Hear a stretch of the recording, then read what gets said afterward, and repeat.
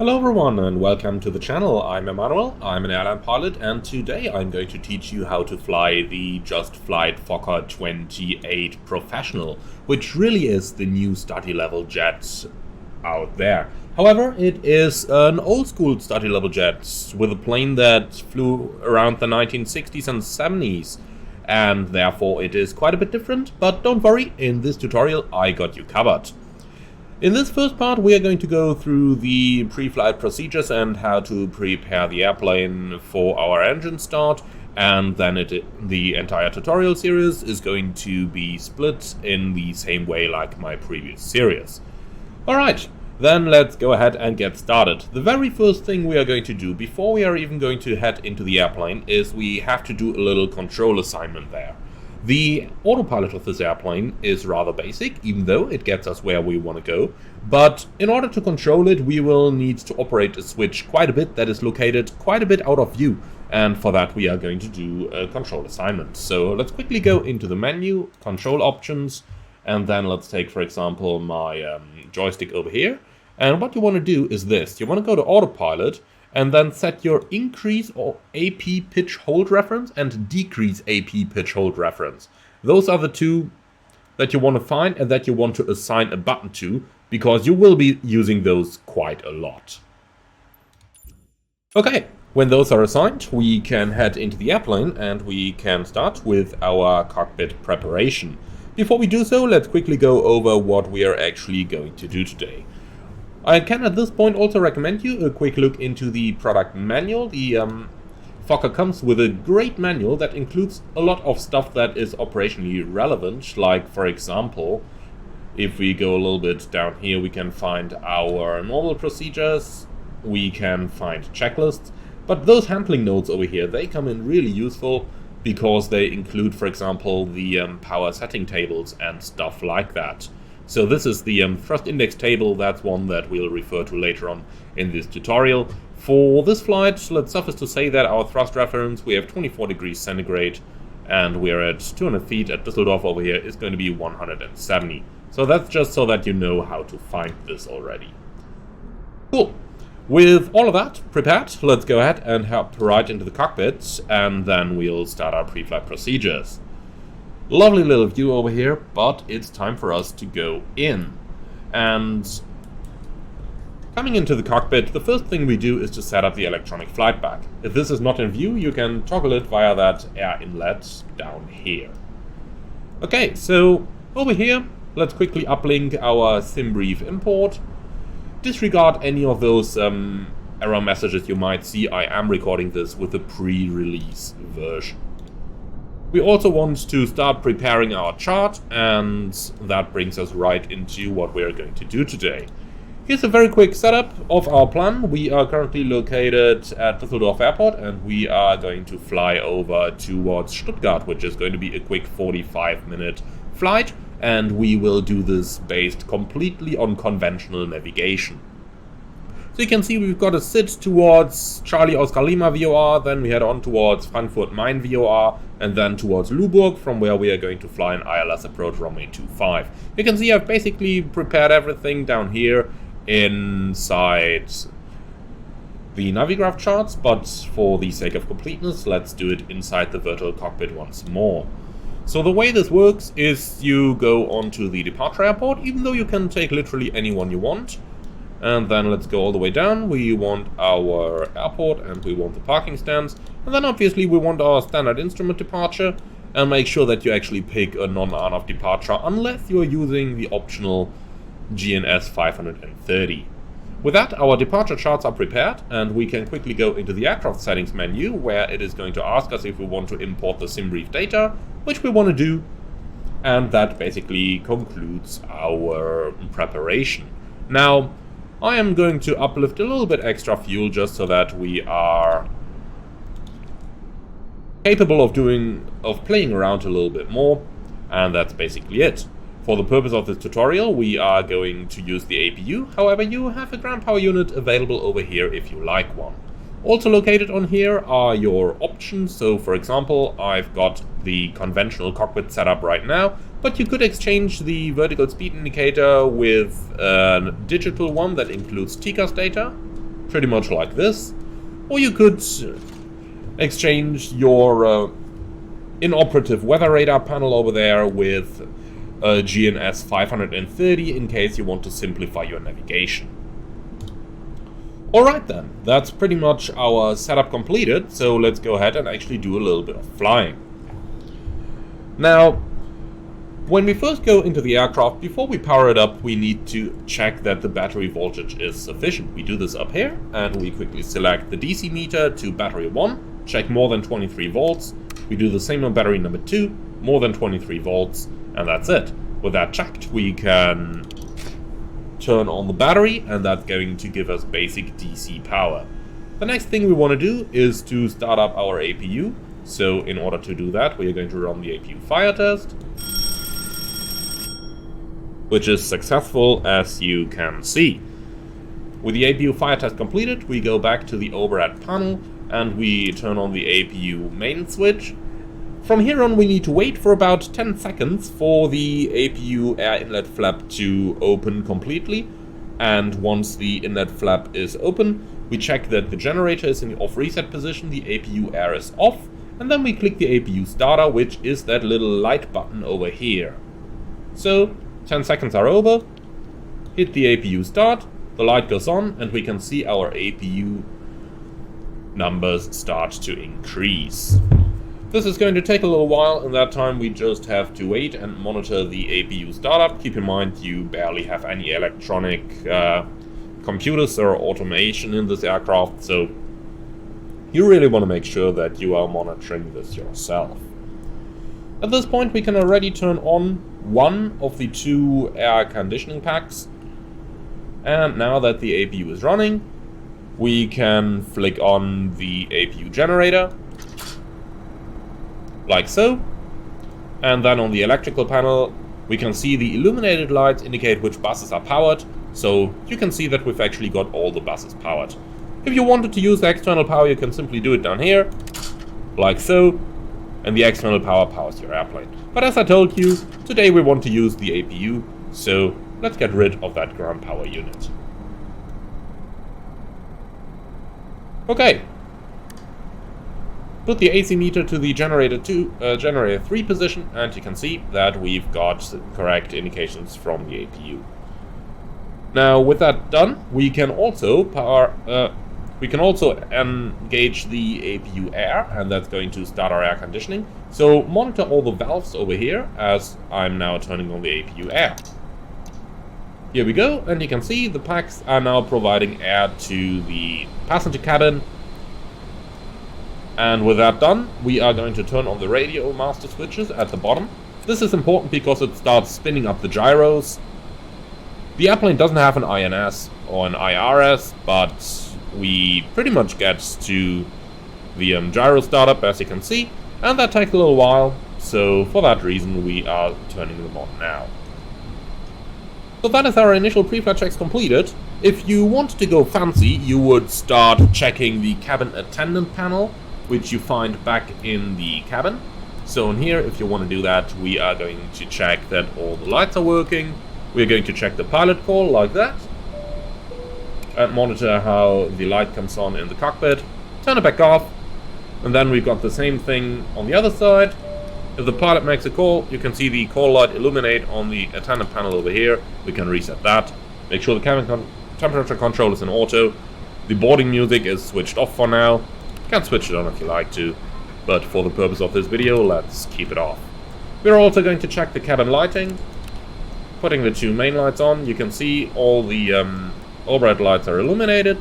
Then we can turn on the lights for our front galley, as you can see. And finally, we are going to check the emergency exit lights, like so. And you can see the exit signs and the emergency overwing exit lights are illuminated. Okay, back into the normal position. Circuit breakers are all in, and yes, they are modeled, like here.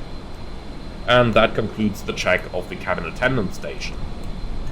With that completed, we can go ahead and start our pre-flight cockpit checks. We simply go down top to bottom, left to right, and like that check the entire systems. So external power is, the generators are set on, switch is guarded, guarded, guarded, the TRUs are set on, and going down further we arm the emergency lights and make sure that all the other switches are guarded, external power switches as needed. From here we move on to the APU panel. We've already switched the entire APU on, the engine start master is off and the selector is in the neutral position.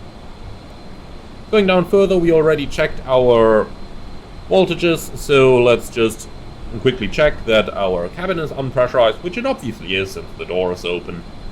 However, nonetheless, make sure that the cabin altitude indicates the same as our airfield elevation, in our case about 140 feet, and the differential pressure is 0. Going up to the next panel, we've got the bleed air panel. We make sure that the switches are basically in the up position, so we've got auto on. Going down, we are only operating a single pack of the APU, so we've got the right pack, which supplies air to the cabin, as you can see, turned on. Temperature selectors, we have delegated temperature control to the cabin crew by using that little switch down here. So as you can see, this is the guarded switch, which by default is set to the stewardess position, and this is going to give the cabin crews control of the cabin temperature through the panel that I've just shown you. From here on, set the cockpit temperature as needed. Cabin temperature selectors are in the auto position. If you wouldn't use auto, you could put them into hot or cold manually, but we are going to use auto for today's flight. Going down, duct temperatures are indicating something reasonable, and the cabin temperature is just above 20 degrees, which is a good setting. Next up is going to be our cabin pressure controller, and we are going to select our estimated cruising altitude plus 1,000 feet. So for our case, we're going to cruise at 23,000. That means we are going to select 24,000 on that little selector up here. And that gives us a target cabin altitude of about 3,000 feet. Keep the rate selector in the 12 o'clock position, and we do not really need to do any barometric corrections here. Could if we wanted to, but we absolutely do not have to. Moving on then to the anti-icing panel, we make sure that the switches are guarded, the wing anti-ice is selected to the reset position, and going further down we have our airfoil anti-icing selected to the right hand side, and then our engine anti-icing, which is off, and then the windshield heating, which is set to priority on the left hand side, so priority to the captain's window. And since the temperature is above 20, we don't need to put it on, but nonetheless we can always put it in low, making sure that our windows cannot fog up later in the descent. Pitot and vane heating is switched off, and coming down to the lower part of the overhead panel, we switch the no smoking and the fasten seatbelt signs on, and the wipers are selected off. From here we are going to move to the lower left side of the cockpit, where we've got the ultimate brakes, which are forward. The nose wheel steering switch is guarded. We're going to test our master warning panel and set the bright dim switch as appropriate. Now, from here we move on to the main panel, and we can go ahead with our system setup. So QNH 1012. The altitude is going to be 5,000 feet for our SID, but I'm going to talk a little bit more about that later on. So finally we get to the lower part of the panel, and over here we can check our electric hydraulic pumps if needed. And if we are moving our attention to the hydraulic panel, you will see that the hydraulic system is obviously not powered. It is filled appropriately, and our brake pressure is 1600 psi at the moment. Now that is actually the very minimum that we are supposed to have. So let's go ahead and charge our brake pressure by using the electric system hydraulic pump. We get clearance from the ground crew. Cockpit to ground. Go ahead. Can we pressurize hydraulic systems? Yes sir, you can pressurize the hydraulics. Okay, lift the guard, turn on the pump, and you can see the brake pressure rises immediately. Hydraulic pressure also starts coming up. I'm going to wait until the hydraulic pressure is up close to the green band, as best as our electric hydraulic pump can provide. Like so. And now I'm switching it off again, and you can see hydraulic pressure is dropping, but the brake pressure stays. Make sure the parking brake on the left hand side here is set. not always that easy to see, so that's released, that's set. And then we get down to our anti-skid test, which we can find down here.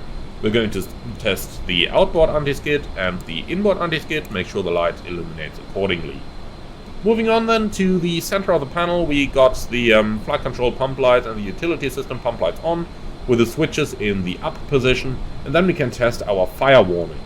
To do that, I'm going to zoom out a little bit. You've got the switches down here, 1 and 2, and when we check the warnings, we want to see the red lights illuminating up here, and the red lights illuminating in the fuel control switches down here. Left engine, and the right engine, and that test completed.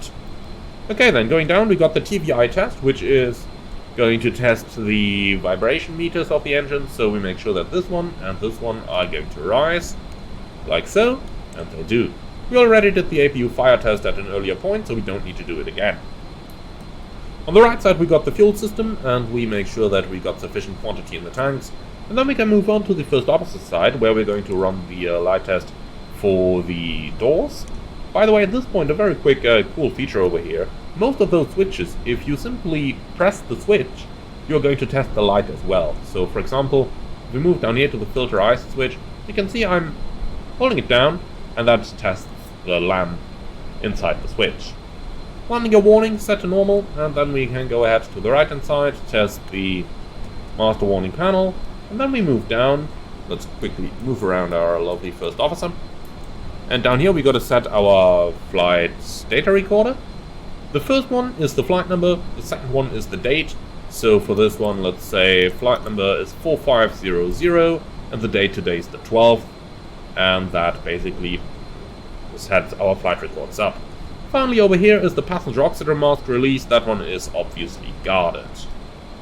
Going down then to the pedestal panel, we've got a couple more checks to do, and we are going to start those on the left hand side, where we're going to check that the little buttons that you find below the thrust lever here, the TTC is in the takeoff position, alternate stabilizer trim neutral, the collector tank light is not illuminated, and now we're going to test our fuel pumps. We got fuel in the left and the right wing tanks, but none in the center tank.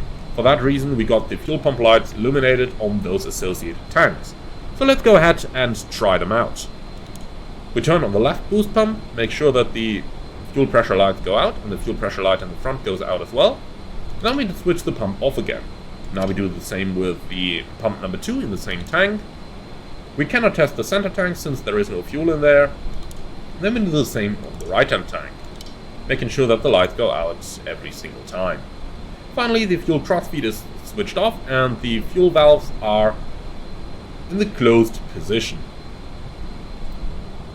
Make sure the flaps are retracted, and so are the speed brakes. Then we go down a little bit in the panel, and we find the light panels, with basically our landing and taxi lights on the left side, and all the other lights on the right hand side. We're going to switch on the nav lights as the airplane is powered, and we make sure the rest is off. In here you would also find your dome lights if you needed them. For example, you have the red light, the red floodlight over here, then you have the storm light over here, turning on basically everything you have inside the cockpit. Going further down, we've got our radios. There are no standby frequencies on these, so we actually can only select the active ones. So in our case, let's select 122.8, the typical watts in Honeycomb frequency, and at number 2 we are going to take our guard frequency, which is going to be 1 to 1.5. Make sure to turn those volumes up, otherwise you aren't going to hear anything. So down here then we got the ADF and the HF comms, the same on the right hand side, ADF2 and the transponder. We're going to switch the transponder into the standby position, select the squawk as needed, and we're going to leave the rest alone. So going down from here, we've got the autopilot master panel. We make sure the roll and pitch switches are in the up position, yaw damper and autopilot master are off. Going down, we've got our gust lock, and we are going to release this now.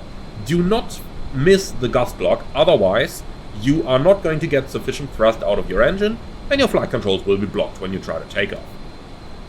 So, down here on the hydraulic system, everything is turned on. And that basically concludes our cockpit pre-flight procedure. You will notice that I missed over the entire glare shield panel over here, and that is actually intentional since we will need that for our navigation setup.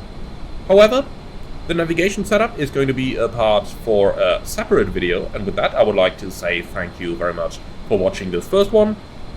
Skip ahead to the second video for our nav setup, where I'm going to introduce you to how the conventional navigation can be used, and I see you all again on that one. Thank you very much for watching. As always, if you want to support the channel, then like, comment and subscribe. And if you really love what I'm doing, I would appreciate to see you as a channel member, giving you early access to many new videos. At the same point, if you don't want to join as a channel member, you can always make a one-time donation through the Buy Me Coffee link in the video description below. Thank you for watching, and I'll see you again on the next one.